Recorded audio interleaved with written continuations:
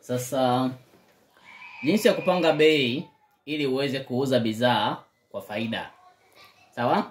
Sasa upangaji wa bei ni jambo la muhimu sana kwenye biashara, kwa sababu upangaji mzuri wa bei unaweza kukusaidia uweze kuuza, au upangaji mbaya wa bei unaweza kukufanya usiweze kuuza, kwa sababu unaweza kuwa unapanga bei lakini unapanga labda bei ndogo, unapata faida kidogo, mwisho wa siku biashara utashindwa kuendesha kwa sababu gharama za uendeshaji zitakuwa juu. Lakini pia unaweza kupanga bei ikawa juu sana. Sawa? Matokeo yake watu wasinunue kwako wakaenda sehemu zingine. Kwa hiyo ni vizuri sana ukajua ni namna gani ya kupanga bei. Sawa? Sasa kwenye upangaji wa bei, jambo la kwanza kabisa la muhimu, unatakiwa kujua gharama ya kununua bidhaa. Kwamba bidhaa ambazo unaziuza umezinunua bei gani. Sawa? Na hii gharama ya kununua bidhaa maana yake ni bei ya bidhaa na unajumlisha na gharama za usafiri mpaka inafika ofisini kwako. Sasa let's say labda bei ya bidhaa kwamba kuinunua mpaka inafika ofisini nimeassume kwamba labda ni shilingi 20,000 kwa pisi moja. Sawa? Hilo ni jambo la kwanza. Sawa? Jambo la pili, chunguza wapinzani wako wanauza bei gani kwa bidhaa husika. Sawa? Kwamba bidhaa ambayo wewe unaiuza kuna watu wengine pia lazima wapo wanaiuza. Je, wanaoiuza wengine wanauza bei gani? Kwa mfano wapinzani wako labda wanauza 35,000 mpaka 40,000. Kwamba bidhaa ambayo wewe umenunua kwa shilingi 20,000 mpaka inafika ofisini kwako, wapinzani wako au washindani wako wanauza 35,000 mpaka 40,000. Sawa? Tunaendelea. Jambo la tatu, ongeza faida kiasi kwenye bei ulionunulia bidhaa. Sasa bidhaa tulinunua shilingi 20,000, sawa? Sasa tunataka tuongeze faida.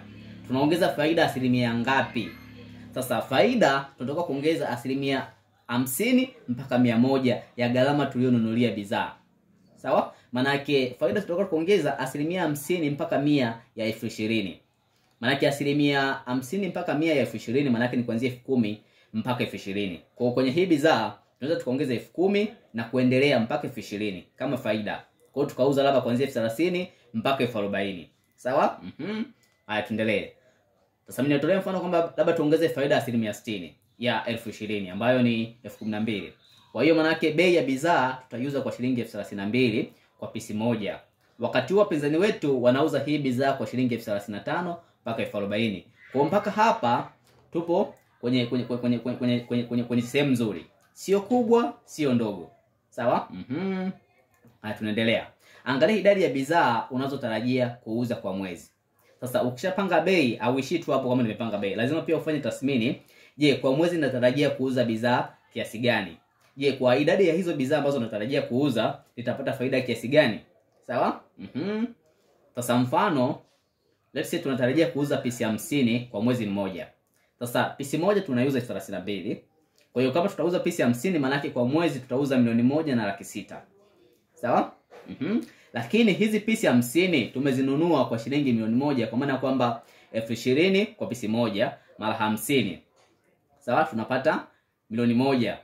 Maana yake ni kwamba faida ghafi maana yake tunachukua mauzo ya mwezi ambayo ni 1,160,000, 1,100,000, tunatoa na manunuzi ya mwezi ambayo ni 1,000,000, tutapata 600,000. Hii ni faida ghafi, sio faida halisi, ni faida ghafi. Sawa? Sasa tutakuwa tutafute faida halisi. Tunakuja kwenye faida halisi. Faida halisi tunachukua faida ghafi, tunatoa na gharama za kuendesha biashara. Sasa faida ghafi let's say ni hii 600,000 ambayo ndio hii. Sawa? Gharama za kuendesha biashara labda ni 300,000. Sasa hizi gharama za kuendesha biashara hapa kuna kodi, kuna TRA, kuna luku, nini, yaani matumizi yote ambayo yanatumika katika kuendesha biashara. Kwa tunabaki na faida halisi 300,000. Sasa hii 300,000 maana yake ndio faida ambayo tunaipata kwa mwezi mzima. Sasa lazima uangalie, je, 300,000 nikiuza bidhaa 32 kwa mwezi naingiza 300,000. Hii 300,000 itaweza kuendesha biashara yangu? Sawa? Maana kama inaweza ikaendesha, maana yake unaweza kuendelea kuuza kwa hiyo bei. Kama haiwezi, unaweza kuongeza kidogo. At least uendane na wapinzani wako. Aidha uze 35,000, sawa? Ili uweze na wewe kupata faida nzuri. Sawa? Kwa ukishafanya hii tathmini ukaangalia faida halisi unapata kiasi gani, unakuja kwenye jambo la mwisho. Jaribu kuuza bidhaa sokoni ili uweze kujua kama bei uliyoipanga iko sawa. Sawa?